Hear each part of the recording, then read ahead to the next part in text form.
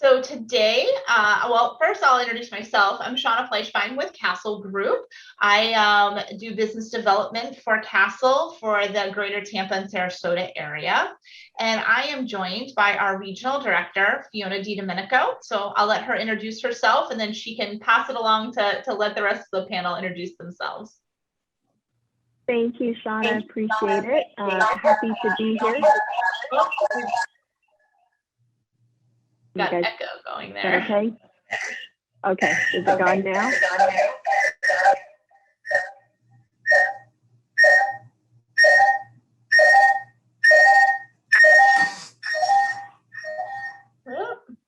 Give us just a second here, guys.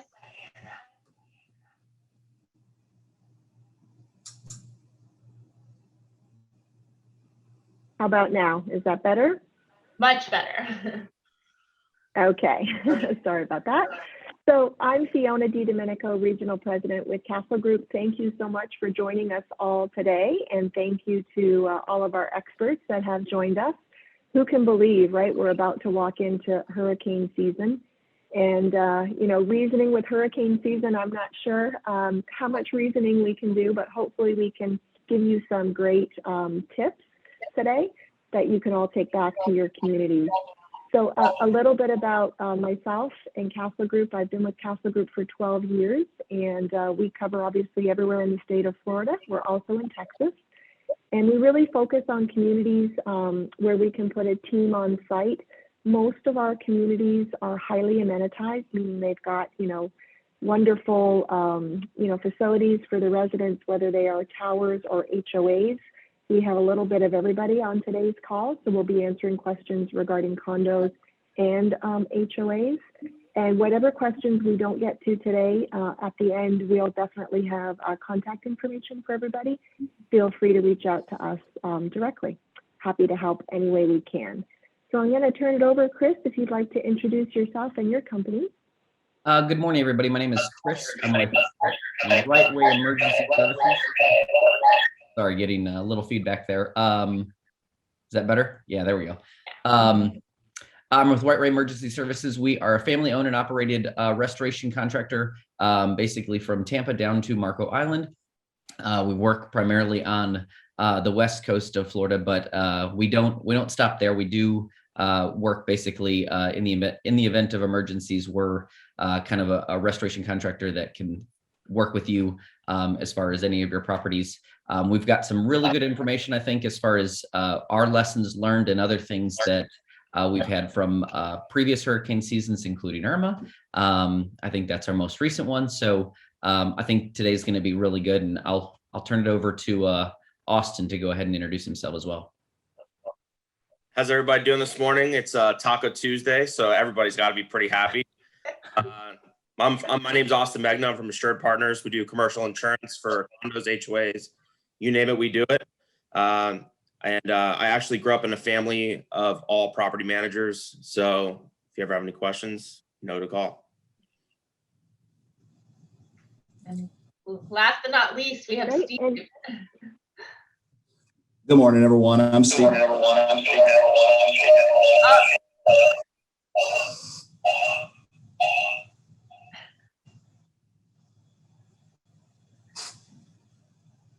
Okay, hopefully that'll work now.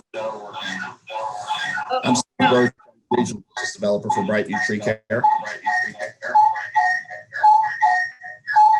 Sorry, we'll try to turn this off.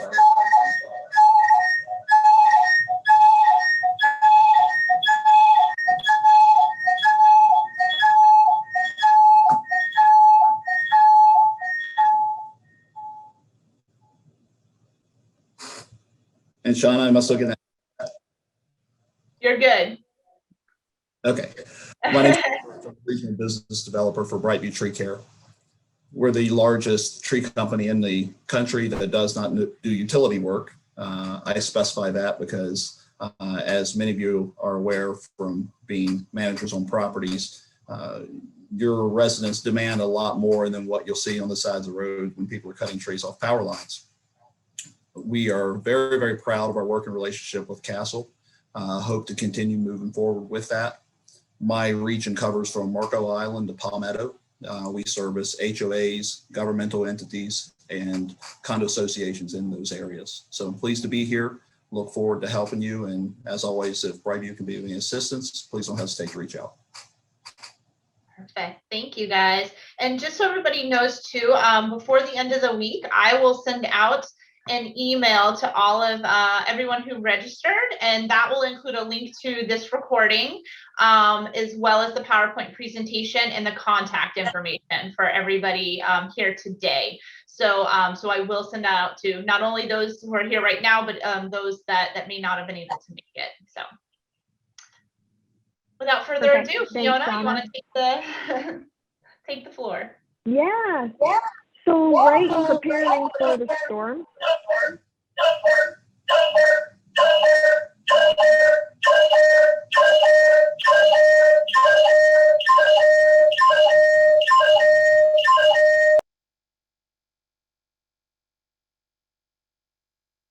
I'm not sure, guys, why that's happening to all of us, so I apologize. We're having some Zoom technical difficulties, it appears, but it seems like it's okay now, so I'll keep going. And if it happens again, I will log out and log back in, and maybe that will take care of it. So, but obviously, you want to make sure from a management standpoint, and for our self-managed communities that have joined us today, super important, right, to be prepared. And we're talking about obviously hurricane season, but a lot of what we're talking about today is really a disaster plan, right? So obviously hurricane season right around the corner, but a lot of what we're talking about will transition over to, you know, if there's a fire or some kind of a major disaster in your community. A lot of this information applies to those scenarios as well.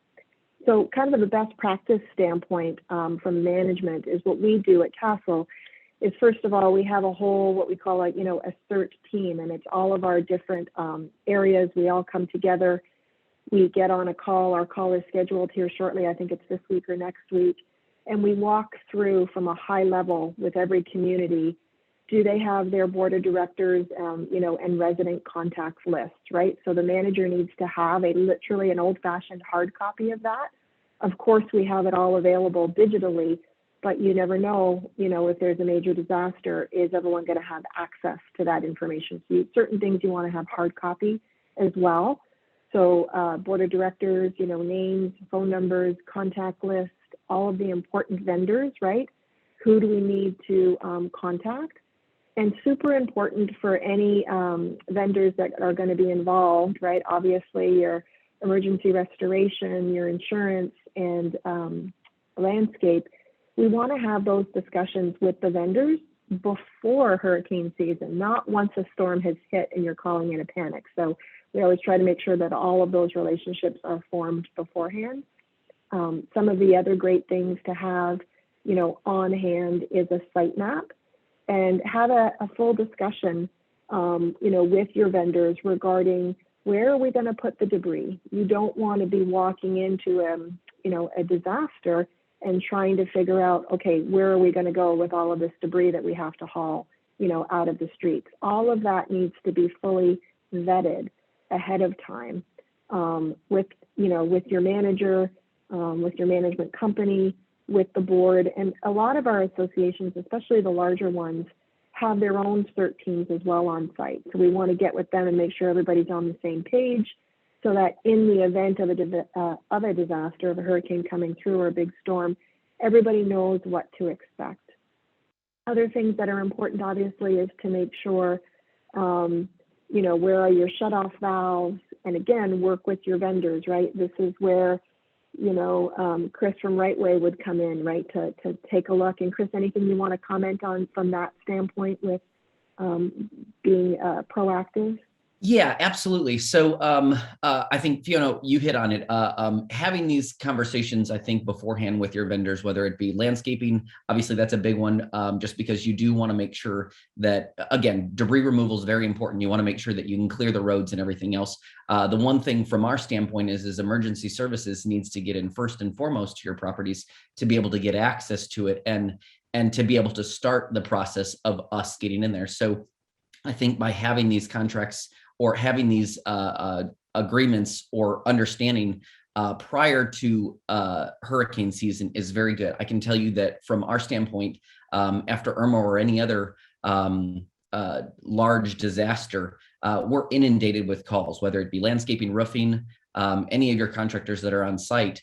We will get a number of calls. So we like to have our vendors, essentially what we've done is we've got our list of clients that we're going to work with. And by all means, because we have those relationships beforehand, we're able to, we've already got a system basically where we can triage those properties and make sure that we do check in on the ones that may be affected. So having that in advance is really important. And then a lot of that stuff we've learned that we've been able to essentially create a booklet for a lot of the properties that we work with that we share with them on how we can work, that we can talk a little bit more about. But so thank you, Fiona. Yes. Perfect. Yeah. And then obviously insurance, right? We can't talk about a disaster without talking about insurance. So Austin, anything you wanted to share on this slide? Yeah, for sure. I mean, as we've seen with Irma, throughout the state and other hurricanes throughout the country, really, having the most amount of material that you can use to help yourself with a claim, pictures, photographs, and most of that stuff, make sure you're taking obviously before the storm. We've seen a lot of different issues revolve around people trying to get out there during the storm, just being proactive and just making sure that everything is there. And that you're well insured. I mean, like that's the biggest point right now. I'm sure you guys have all seen it with all your the increases in insurance right now. So, and other than that, just making sure that you have all your insurance policies and claim forms in hand. I know internet could be a hot commodity during a storm, especially when we lose power. So making sure you have a hardcore binder that your insurance agent can provide to you before the storm, and that may maybe help you a ton. Yeah, it's a great point, Austin. And we're also, at Castle especially, so technology driven. We love technology and we try to save a tree whenever we can, but it's definitely important in these situations to have some old fashioned paper and multiple copies, right? So your property manager needs to have that binder, and then, one or two board members would be our suggestion, also has the binder, right? So if someone can't reach the property manager or whatever it might be, there's multiple copies floating around. And Steve, any comments here from your end? Obviously, if we can't get to the property, or we get to the property and the trees are down, having those staging areas I know are very important. Any words of wisdom?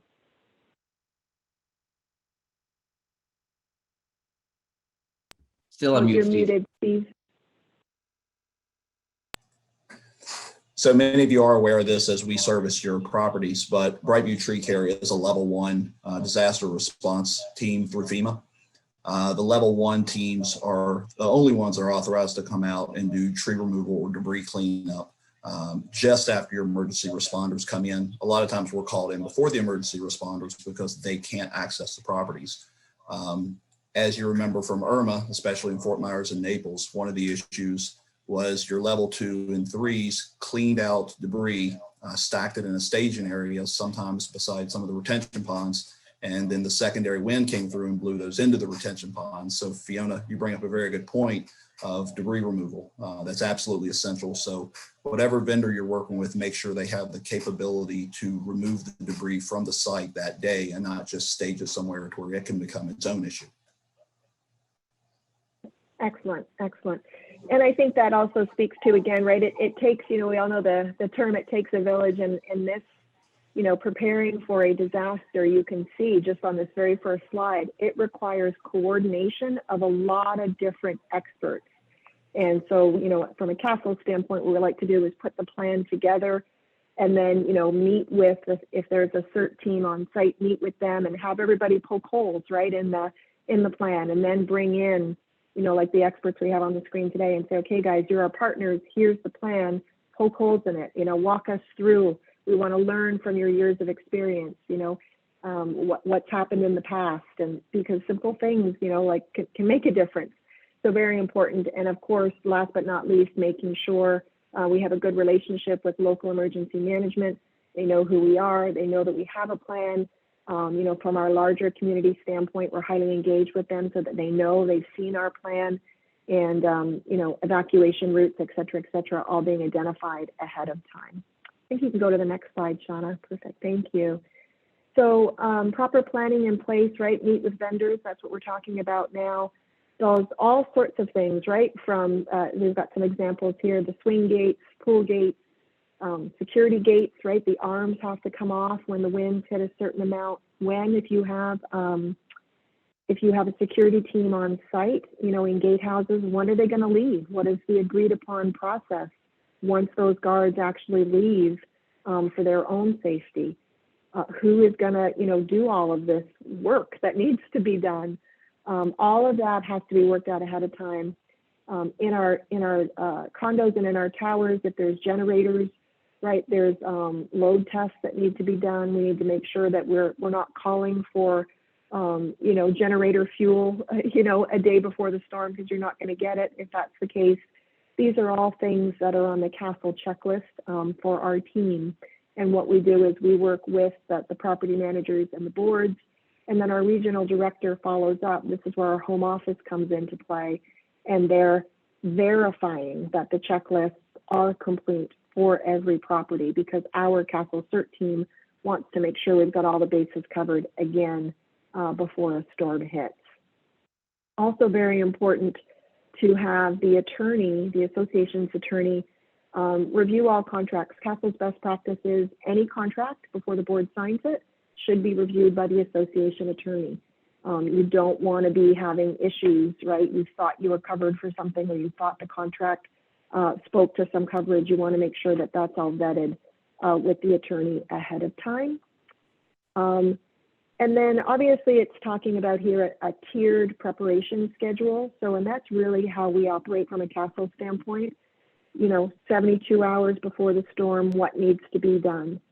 48 hours before the storm, what needs to be done? 24 hours, 12 hours, and then, then you're out of time, and then the storm hits. And then within 4 hours of the all clear from the local authorities, our team needs to be on site to basically do a triage and understand, is everything okay? Or do I need more resources? Or can I even, as the property manager, get out of my home to get to the site? And if I can't, we have what we call the buddy system. And it's a buddy system that's specific to your geographic location for your property.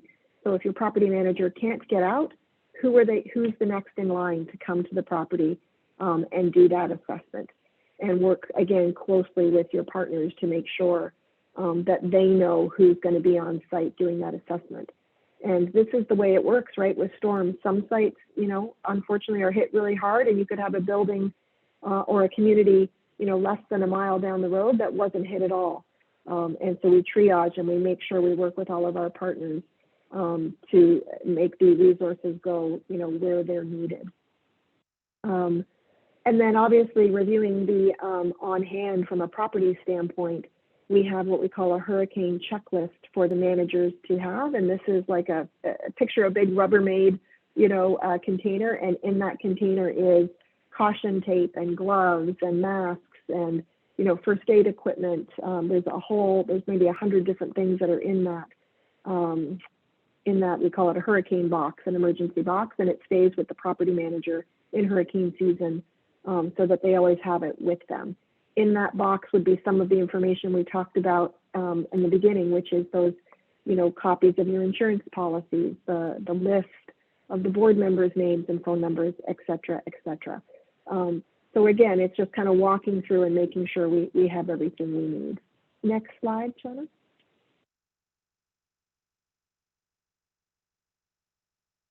So from a disaster plan standpoint, maybe Chris, do you want to speak a little bit to this? Yeah, so I'll speak a little bit about this. So from a disaster standpoint, having a plan in place is obviously good. One thing that we've done with Castle is we've partnered with them on putting together plans in place. Obviously, you have Castle has a very thorough disaster plan that I think helps a lot of the properties that they work with. But one thing that we found is that also running through that disaster plan in advance is very, very important, just to make sure that you work out a lot of the kinks and stuff. But along with that, something that Right Way has learned is that we have our own essential disaster plan for your properties. Fiona kind of talked on it on the last slide on a few items that are specific as far as generator. If you do have, if you're a condo or anything else, if you do have a generator, that's typically something that with a disaster plan that we put together for a lot of the properties with them is something that we'll make sure that usually a maintenance guy on staff is typically running that weekly to make sure it's running efficiently, so that it's not something that we had a horror story after Irma, that it was a claims office actually that didn't run theirs regularly and couldn't get it running afterwards. So a lot of these things are just checking in place are very important. One of the things that we work with a lot of the properties is putting our disaster plan together in the event of knowing where those water shutoffs are at, knowing a little bit about the property, so that essentially worst case scenario, say if you were to be flooded out or you had a storm surge, that we would know, exactly what we were talking about is having a plan in place where we know the amount of resources that we might need as an emergency response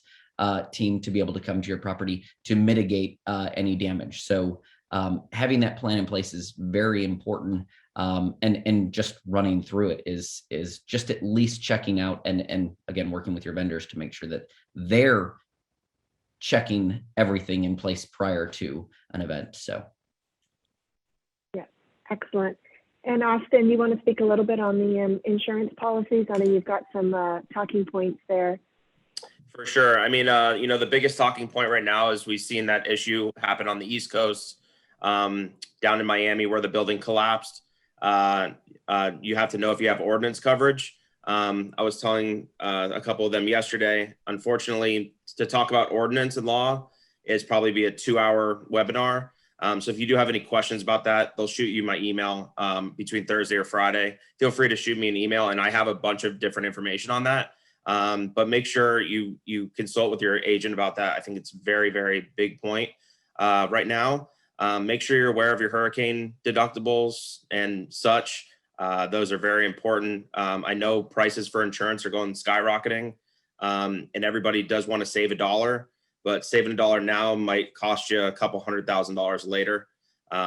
It is unfortunately where we're at right now. So, and lastly, make sure you're looking at your insurance policies yearly. It is a great portion of your budget every year. So make sure that that's probably one of the top things that you're taking a look at every year. I've called on certain people who are like, oh, well, this agent's doing this and this agent's doing that. Well, having multiple options is always a good thing. It's make sure your agent is doing the work for you on a yearly basis. There's not one agent out there that I know of personally that, I like being, or people making sure that I'm doing my job correctly. So if I'm not doing my job correctly, then you need to be working with somebody else and vice versa. So that is just very, very important when it comes to for the disaster planning. Excellent. And I see a couple of questions popping in. So just for those of you that are typing them in, please know I'm seeing those, and I'll kind of try to work those into the conversation. One of the questions is, have we worked with CERT teams within a community association, and what does that entail? And absolutely, Mitch, we have from a Castle standpoint, and I'll ask if my experts here may also want to chime in. But from a property management standpoint, how that works is involving the CERT team that's at the site, which is normally volunteer homeowners, and making sure that there's not two plans, right? You need to have one plan for the community. And typically what happens, depending on the size of the community and depending on the experience of the people that make up the volunteer CERT team, it's everything from call trees to people on the CERT team, because obviously you're there, right, at the site. If someone's staying on site, depending on the category of the storm, they're feeding information to Castle because they're there, sending, pictures. Steve, I don't know if you've worked with any CERT teams on site, but are they sending you information up front before your team even gets there? Or does anybody have any experience working with the CERT team? We actually have worked with CERT teams on a number of properties. And they're very helpful, like you said. They're on site shortly after the storm passes. They're able to give us an on-site evaluation of what the highest target areas are, whether we have trees actually down on structures blocking right-of-ways. They do feed us information directly, as well as feed information through the CAMs, who then get us in information. So it is very helpful, because right after the storm hits, myself and Jake Ryans, the operations branch manager, we sit down and we triage our properties. And then we begin to hit those that are triaged as level 1 first, obviously, to open up right-of-ways. And then shortly after that, we go to level 2, which is removing trees from structures, because obviously they're a continuing danger. But the CERT team members are an integral part of that for us. Excellent. And then I'm sure, Austin, from a insurance standpoint, we want to very much make sure it's important for the CERT teams to know, what their sort of scope of work is. And where I'm going with this is, you don't, want someone with a chainsaw, a homeowner, right, cutting down trees and doing things. You always want to make sure you've got, the correct expert doing the work. And any kind of scope of work that you think, if you have to think, is this a good idea? It may not be a good idea. And consult with your insurance expert and also your attorney. But Austin, what are your thoughts on that?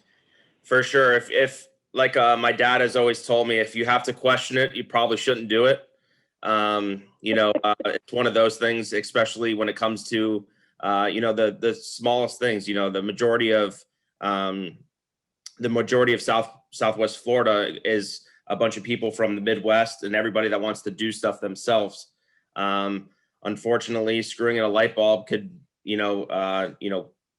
become a disaster with somebody falling off a ladder, et cetera, et cetera. So always make sure that you take the precautions, take the people that are professionals at doing the work that they do, i.e. Chris or Steve, especially after a storm, because that's the majority of the issues that, surround us. And just what to do, and just call the people that are right to do it. And taking that initiative might not be the best for you and your association in the long term. Yeah, and I'll add to that a little bit. We've had situations, unfortunately, that have happened from previous storms that you do, Steve. You've probably seen this before, where it's the guy in his truck, and he's coming up and he's got a chainsaw in the back, and he's going to be on site on your property, and he says, "Hey, I can take care of that for you. It'll be a lot cheaper," or whatever. Those are problems usually, because they're typically not insured by, they may not be insured at all, but if they're on your property, that is something that's a liability for you. So I would advise, and we've had this conversation before with some of them, but I would advise definitely using your landscape contractors for some of that stuff. Or if you have debris removal specifically, that's doing that, those are the people that you want to use, because you don't want the liability and having Austin to have to come in afterwards and review your insurance and seeing, or you have somebody that potentially could sue you for something like that. So yeah, it goes under the old no good deed goes unpunished. I remember after one storm, I don't remember which one it was, but there was it was a large community, and a good portion of the community was without power. And as luck would have it, where the clubhouse was, they had power, but there had been damage to the clubhouse, and so we wouldn't let anybody in the clubhouse, including our team. And the residents were quite upset because it was hot and they wanted to get into the clubhouse. But until we had gotten the all clear from the local authorities, we weren't letting anyone in there, because gosh forbid, right? You don't want anyone to get hurt. So as board members, as property managers, you always have to remember you're responsible, right, for the decisions made. And especially in these circumstances and in these times that we're in, typically after a storm, right, everyone's highly stressed. They're hot because there's no power. Tempers are flaring, so you really have to be, the voice of reason, and use your property management company, use the regional director, use me, to be that voice of reason, because this is what we do, and we can, help, dilute those hot topics for you. Of course, always when the storm has passed and it is safe to get on site, we've had Steve and his team come in and clear everything up, so it's all great. Chris is coming in with his team. We're on the phone with Austin. We're on the phone with your attorney and your CAM, and we're making sure everybody knows what's happened at your property. We're documenting it, document, I can't say that enough. It's so, so important. We also had a question come in about shouldn't owners have their own emergency plan containing their, their own binders with their hard copies printed. And Angela, yes, thank you for reminding us. Super, super, super important. Don't wait for a storm, right? You should all have your own binder because again, if the internet is down, you want to have a hard binder that you can just, grab if you have to leave in the middle of the night, and it's got all of your insurance information, your passports, your flood insurance information, credit card information, all of that kind of good stuff, health insurance information. Have copies of all that ready to go. Make sure you and your, significant other knows where it is. So that you're not running around at the last minute trying to do that kind of stuff. You want to eliminate as much stress as you can from a stressful situation. Next slide, Shauna. If I could just add one thing to that, Fiona, I think a lot of people actually think of this or know this, but when you have, so an insurance agent puts you with an insurance company. So we're a broker and we put you with the different insurance companies. Other than just having the insurance agent's phone number, I would highly recommend having the insurance company's phone number because most of the time those companies aren't located directly here in Florida. So most of those times those people are going to have phone service so that you could directly put your claim in and make sure it's done as quick as possible so that you could get it handled as quick as possible. We're still seeing some roofing claims from Irma. I'm sure there's a bunch of people in this live here that are still dealing with that. But if the more that you're ahead of pace of everybody else, the more you're going to get your stuff resolved. And I just want to add, documentation is something that I know we kind of hit on that a little bit. Documentation to me is very key. Not only I think after the storm, but Austin kind of hit on this a little earlier. That documentation prior to is very important. And I'll say it more for, it is something we see for insurance purposes. Not obviously, insurance has been hit in the last couple of years with the hardened market that we're dealing with. But unfortunately, I think the carriers are also dealing with that. And they're essentially using, I think, having that pre-documentation just to show what your properties look like beforehand helps to show that, unfortunately, what ends up happening is a lot of adjusters come in after a hurricane and their goal is unfortunately, as insurance companies, is to mitigate their damage, meaning their pocketbook. So not to say that they want to kind of hurt your property or anything else, but what they're there to do is to lower the out-of-pocket expenses. So if it's something that wasn't damaged, if they can distinguish what was damaged prior, or like roofs that there were claims out there, we know that probably there was damage beforehand that people got roofs repaired or replaced without actually maintaining it. So having the documentation, we talked about this a little bit yesterday, but droning it beforehand and having that documentation, I think beforehand really helps to make sure that you guys are covered afterwards. So. Yeah, it's a great point because we all forget. I know even my own home, I'm like, wait a minute, how long has that been there? Or, what color was that piece of furniture, right? You forget. So it's a great point to have all that documented. Steve, we're going to turn it over to you, I think, for these next few slides. If you kind of want to walk us through, I know you had some things you wanted to share. Sure. So from our standpoint in tree care, preparing for a hurricane actually starts October of the previous year. We will always recommend that you work with a company that employs on staff a certified arborist, certified by there are two actually certifying agencies, but the ISA is certainly the most well-known. Of course, those professionals have to go through a rigorous course of study and then pass a national exam in order to carry that certification. And there's some sub-certifications under that, such as risk assessment and management called TRAC, that we also tend to recommend. But let's be honest, when it comes to hurricane preparedness and cleanup, tree care company basically focuses on risk management, especially pre-hurricane. So working with a certified arborist, he can work with the property manager, assess the condition of trees. There are certainly certain physical traits that trees can exhibit, either from over pruning, under pruning. It can be issues with the soil, but make them more susceptible to hurricane damage and thus property damage on your properties. But the certified arborist can meet with your board, discuss long-term plans. We do up to a 4-year plan. That was 3-year. However, actually one of a large castle property forced us into a 4-year plan recently. So we're kind of treading a new path there. But generally we do up to a 3-year plan for hardwoods and palms. The beauty of that is threefold. Number one, it allows you to budget with a known number for the next 3 years. Number two, it allows the manager to track exactly when his or her tree pruning will be done. You're actually already on a schedule. And number three, it has an arborist's eyes on your trees for 3 years straight. So obviously trees change over the course of time. Environmental conditions change over the course of time, especially with developer properties. So it's very important to work with someone with that professional experience to develop a plan for you. And actually, if you could go back one. The hurricane preparation, we talk a lot about response plan. The one thing I would add is to work with your landscape provider and sign the pre-authorization for cleanup post-storm. I know that not all landscape companies offer those. However, we do have a pre-authorization form that is sent out to all property managers for your board's consideration.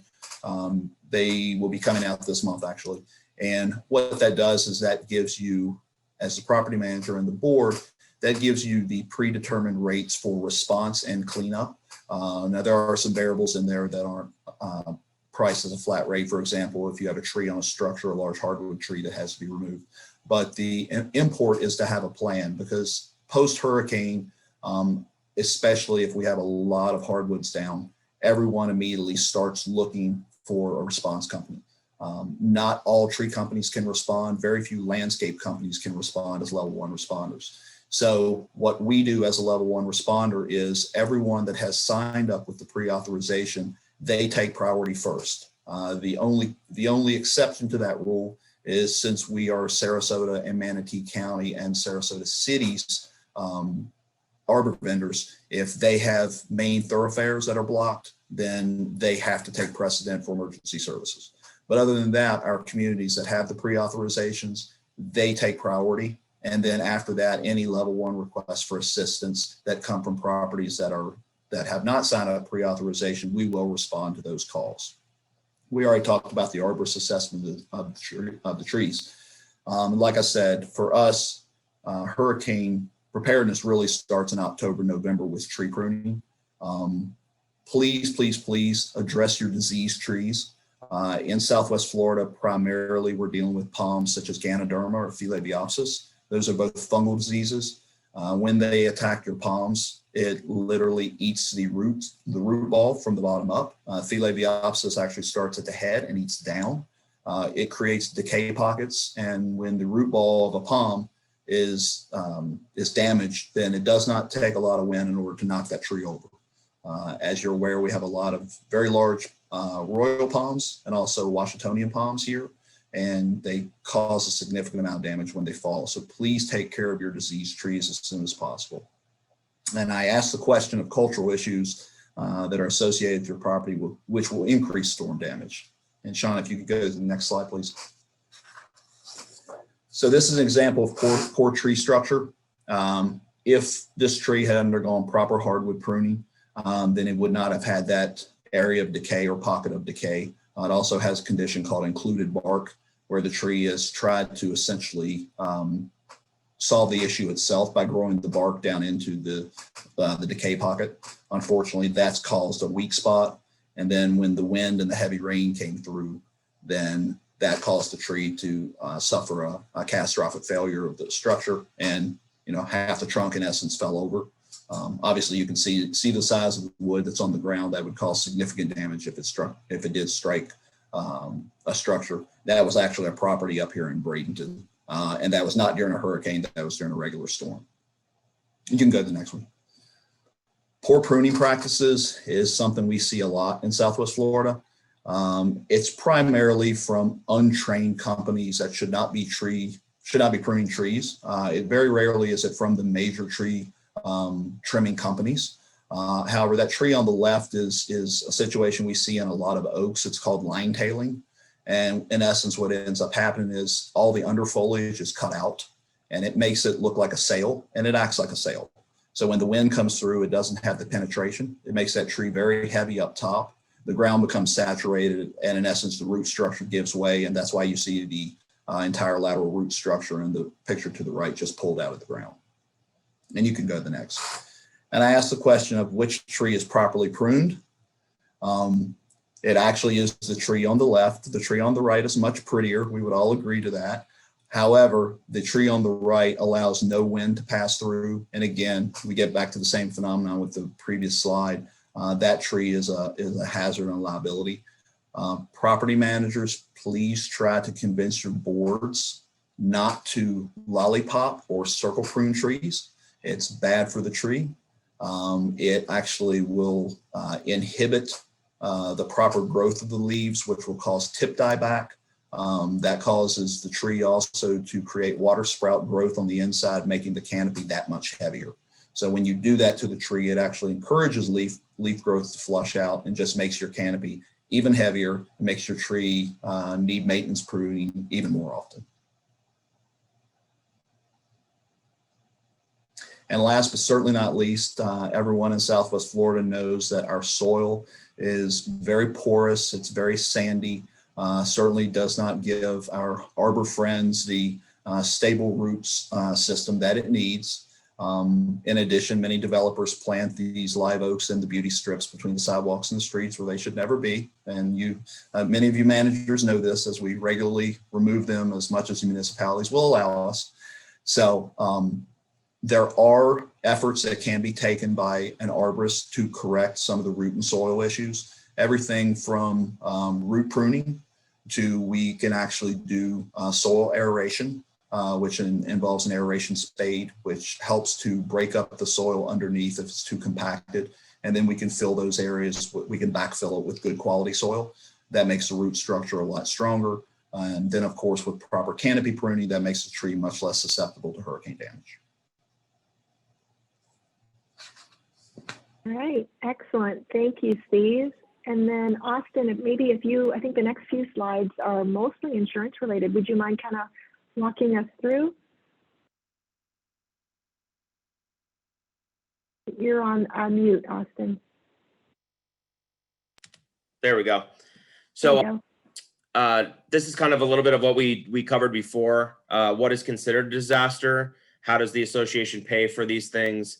Flood insurance, deductibles, claim management, and document, as we've been saying throughout this entire presentation. If you go to the next slide, Shauna. Perfect. What types of disasters? As we know here in Florida, the biggest disaster basically we have is wind and hurricanes. And of course, right now it's going to be raining every single day at 3 p.m. I can guarantee you it for the next 5 months. It's like clockwork. And other things that everyone should be planning for is fires, tornadoes, windstorms, flooding, pipe breakages, mudslides, et cetera, et cetera. We've actually seen a lot of tornadoes here in the last year, which is very odd for this area. So we've been actually doing a little bit of research on our end to just see where we're at and why those are happening. And a lot of the insurance companies are going to be taking consideration of that. Perfect. For the property insurance review, these are very, very simple things that you should always be looking for. How is your roof damage settled is probably the biggest one we're seeing right now as a replacement cost or actual cost value. You want to just make sure that, you're covered for ordinance and law coverage, and the wind-driven rain is one of the biggest ones that I see on a daily basis. Most policies exclude this.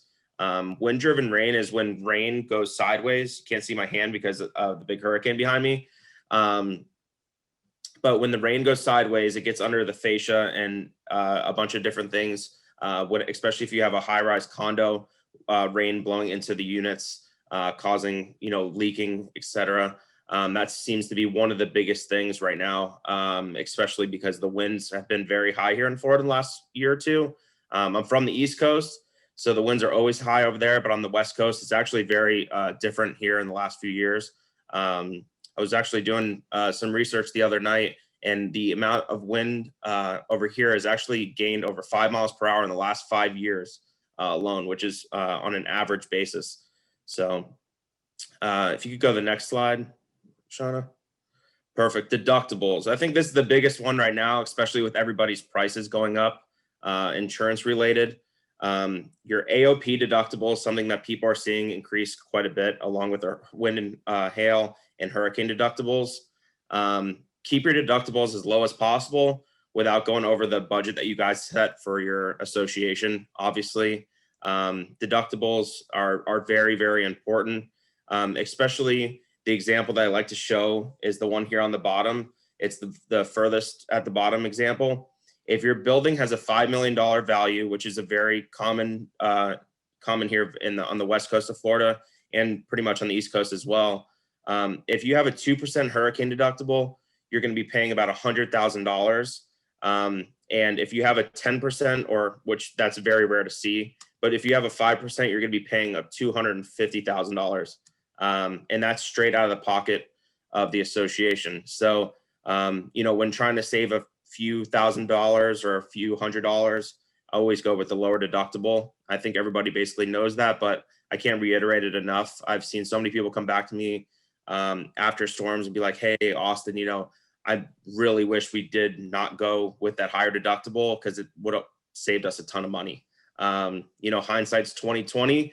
But once you go through that one time, you're probably never going to do it again. So saving money in the short term is probably not as good.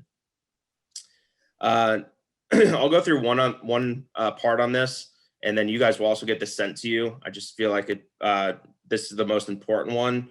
Having your appraisal updated annually. This is the biggest thing I see every year with co-insurance.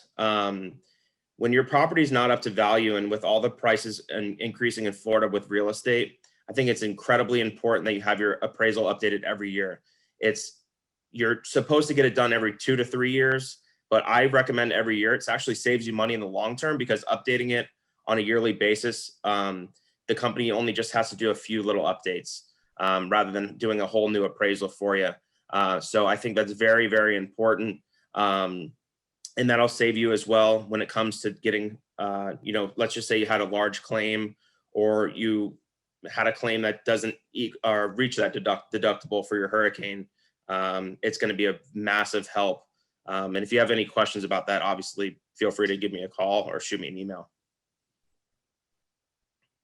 And funding deductibles, I have seen a lot of this happen in the recent future, or not recent future. That doesn't really make sense. But a lot of people are doing pre-approved loans, which is a very, very important thing, I think, especially with hurricane deductibles reaching very high right now. As everyone's building is increasing in price, some people aren't able to afford it. So having a line of credit and a pre-approved loan so that you're able to pay that, get that information already set for you, and make sure that claim is getting done quickly and as efficiently as possible is so, so important.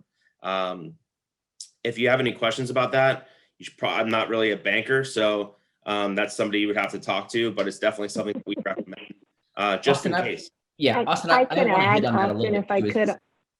Go ahead, Fiona. Oh, sorry, Chris, go ahead. Okay, so real quickly, I think Austin hit on something really important here is having funding in advance. Obviously, as a contractor, the first thing that when a hurricane comes through, obviously emergency, the first thing we're going to ask for as a contractor is, hey, we've got to have something up front. We can't come out for free at that time. It's something that we're typically going to essentially respond to people that we have obviously a relationship with, but also that are able to at least take some or able to provide some funding for us as far as to assess or whatever we may need to do, obviously work. So having that line of credit in advance is important. We've heard horror stories of people not having that prior to, and then all of a sudden they're either not able to get a resource out here. And then again, we're inundated with calls after a hurricane. So we're going to go where we can. That goes for roofers or anybody else. Probably we're not going to ask for your deductible all up front, but it's something that we're going to have probably some contingency in place that we're going to need. So. Yeah, great point. Part of the planning process, right in the very beginning, we spoke about, making sure you know where your staging area is and having your, where you're going to put the pool chairs and all that kind of stuff. But part of that process is also the what if, sort of dry run of, okay, so now a hurricane hits, and to Chris's point, got to call vendors in. What financial position is the association in? What does your surplus cash position look like? Do you have any funds set aside? And, if not, if you don't have the ability to pay should a disaster hit, because some of our larger associations do have money set aside in sort of like a hurricane or emergency fund. But if not, you need to have that line of credit and, get that organized ahead of time. Because again, when something like this happens, it's high stress, and if you won't be the only one calling the bank saying, hey, all of a sudden we need this line of credit. So better to be prepared ahead of time as much as you can. For sure. And actually, the reason I actually put this on here, my mom, like I was saying, is a property manager as well. And she had an association who we constantly were asking, hey, look, we really think that you should have some sort of line of credit if there was an issue to happen after a storm. And those people, having a line of credit is great, even if you're not using it at all, because you could always go back and, let's just say for this individual, situation, there was a massive tree that fell onto their association. Well, they didn't really have any reserve funds to be able to take care of that. It was quite a significant amount of damage. And a lot of the companies didn't want to work with them right away because they didn't have the financial capability to make sure that that company was paid. So making sure that you have that availability is massive, to take quick action so that there's not more damage to your building that needs to be done. Mm-hmm. And I see, Austin, you have on here drone services. And I think, Chris, yesterday you might have spoken a little bit about that as well. Can you kind of talk to us about what you're seeing now in the industry with drones? Yeah, so and Austin kind of hit on it a little bit as well. I think right now what we're seeing is obviously we're not a specialist as far as drone goes, but we do utilize those services right now for a lot of our pre-documentation for our properties. And again, I'm going to hit on it again. It's mostly for insurance purposes. We want to make sure that the adjusters that are coming out can see the pre-assessment of the property to know that it was well maintained, that there's obviously going to be debris or anything else on your properties afterwards, because we've got, heavy winds and everything else after a hurricane, that it's going to show that. Again, the insurance companies, it's not their goal to mitigate, or it's not their goal to reduce the amount of damage that's there, but they're there to mitigate and make sure to assess what the damage is based off of the storm. So having that pre-documentation of whether it be a drone, and that's something that we'll provide with some of the hurricane assessments that we do for the properties. Kind of what we had talked about is that booklet of having something prior that's going to have your insurance information in it. That booklet also includes our drone photos prior to, for a lot of the properties that we do partner with Castle to be able to put that together. And I think, Austin, you hit on it as well a little bit, that it's just important to have that documentation. So for sure, the whole drone thing now, it's like a free airplane around your house. They cost a couple $100, and you could use them and it helps mitigate so many questions when it comes to insurance claims. I can't tell you how many people would have really this would have helped a ton before Irma, to get claims done, like saying that there was existing damage. Well, actually there wasn't, because I have my drone footage right here. Yes, I might not be a roofer, but it's pretty easy to see when a roof is damaged, when a roof is not. So that's definitely. I love technology. Yeah, beautiful. It's pretty impressive. I actually just ordered a drone. It should be coming in on Friday, so I'm going to be trying to do that as well. And something you're going to be like a kid at Christmas, I can tell. You got it. And something that just to kind of hit on this, and I can share some of my information afterwards. But one of the things that we've partnered with Castle is putting these hurricane plans together. The plan that we put together is essentially, obviously, it's different from what Castle will provide to their to their properties, but it's something that we put essentially a booklet together for a lot of the properties, which includes typically a site analysis or a drone survey of the property that just helps. Again, it's that pre-documentation to make sure that you guys are covered afterwards. So. And Fiona, if I could add something there as well. While it's not a drone, we utilize a proprietary software out of California called Arbornote. Many of your managers on your properties have used it. We are the only one in Florida that's currently using it. But what it does is I have 2 GPS techs that work for me within the region that go property to property, and they will actually pin every tree on the property. Or if a different scope is given, like just pin our specimen palms, are very expensive. Date palms, we'll do those. That did just help a property later part of last year down in Fort Myers because they had paid us to Arbornote pin their property. And then they lost 161 royals. The Wow. 61 royals and then 42, I think it was, date palms. While they did have a rider that covered their specimen palms, the insurance company wanted proof of what it was they had on the ground, or in the ground rather, and the condition that they were in. Unfortunately, because we had Arbornote pin that property, we were able to write them an arborist survey along with a copy of the pinning when it had been done, and the insurance company did end up fully covering their loss. Otherwise, they would have been out hundreds of thousands of dollars. Yeah, excellent. Okay. So I think some great information there, hopefully, for everybody who's joined us today. Obviously, from a claim management standpoint, Austin, anything you want to point out here? Obviously, call your insurance agent. Very important. For sure. I mean, I think that we've hit on a lot of this stuff already. It's just kind of reiterating and explaining it a little bit more. I think the biggest thing is just make sure that you're on the phone as quick as you can before your phone dies, if that is the issue. It's incredibly important to just make sure temporary repairs are done. That's one of the biggest things on this slide here. If you can't get somebody to take care of the entire thing, make sure that you have somebody who is well insured come out to your property and make the temporary repairs that need be. Excellent. And I think, Shauna, we had a question that came in that's asking about, is there risk or liability to shareholders for residents responding and under the direction of the co-op manager? So obviously I'm not an attorney and can't give legal advice, but I would say you can't shed your responsibility by saying, someone told me to do something, essentially is the answer. So again, that goes back to making sure you're communicating and asking those questions to your legal counsel and checking with your insurance agent to make sure what you're about to do you're actually covered for is super, super, super important. And lastly, I think it's important for us all to remember, there's so many people that are moving into our beautiful state of Florida, as we can all see by the traffic.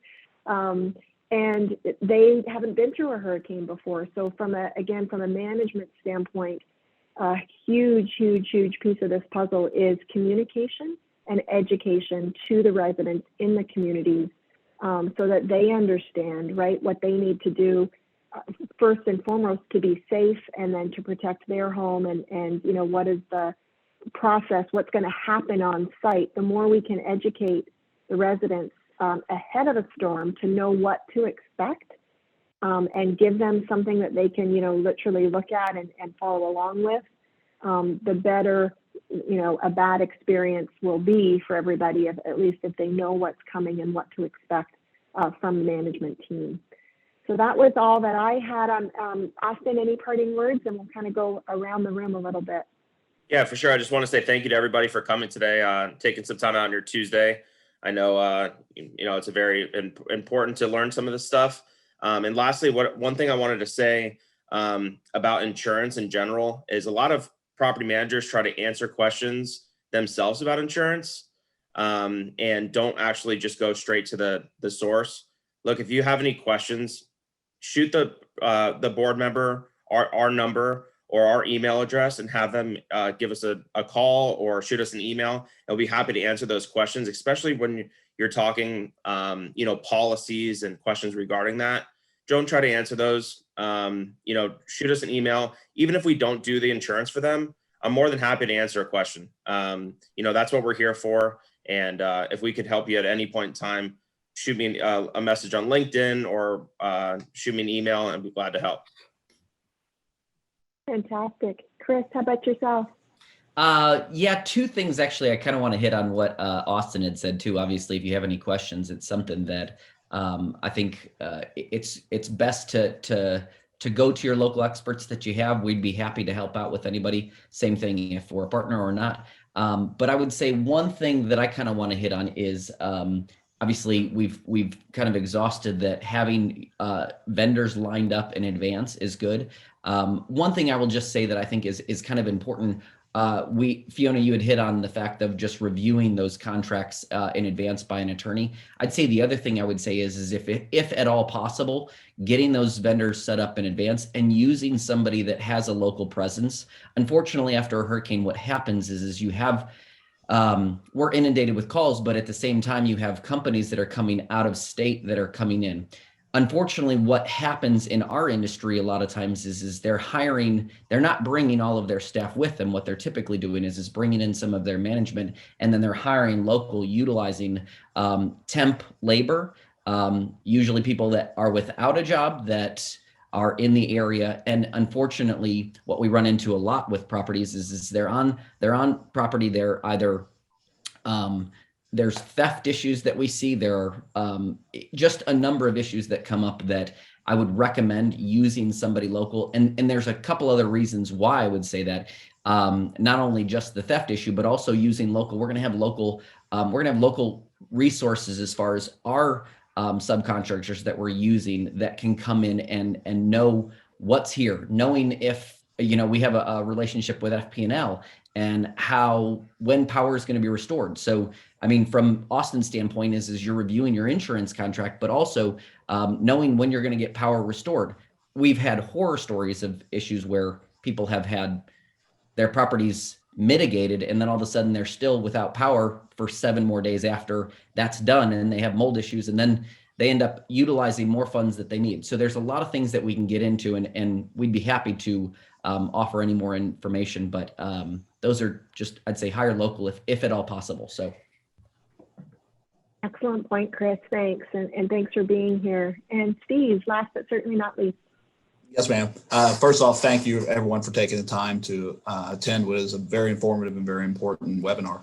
The one thing I would like to point out with Brightview Tree Care, because we are kind of in a unique position in that we fall under the Brightview corporate umbrella. And while we certainly do support our maintenance staff, we're a standalone tree company.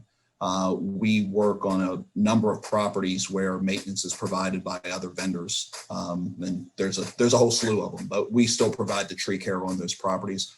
I bring that up because I know that as the economy has changed drastically, a lot of the smaller tree care companies that people used to rely on are no longer in business. Or if they are, they're stretched so thin for lack of personnel that they simply can't do the jobs they used to. So even if you do use a different landscape vendor, please reach out to me, whether you need arborist services, whether you need disaster cleanup, whether you have tree issues that you just want somebody to put eyes on.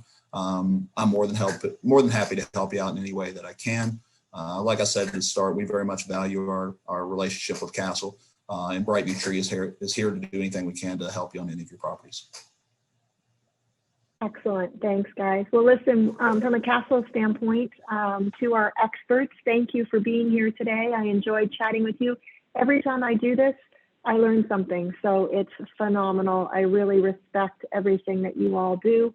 And for our board members and property managers that joined us, thank you. Board members, I'm going to give you all a raise, and property managers, hang in there. We know you're doing an awesome job out there, and take one day at a time. Reach out to the experts that are here today. Reach out to info@castlegroup.com. We are happy to help, answer questions, whatever we can do. We're all here. We're all in this together. So be safe out there. Let's all knock on wood and hope there is a a named storm, Fiona, this year. So I may have to retire if Hurricane Fiona does actually come through. No one will ever join a webinar I give again. So let's all cross our fingers that doesn't happen. And thanks for joining us today. We look forward to working with you all in the future. Thank you so much. Thank you. Thank you.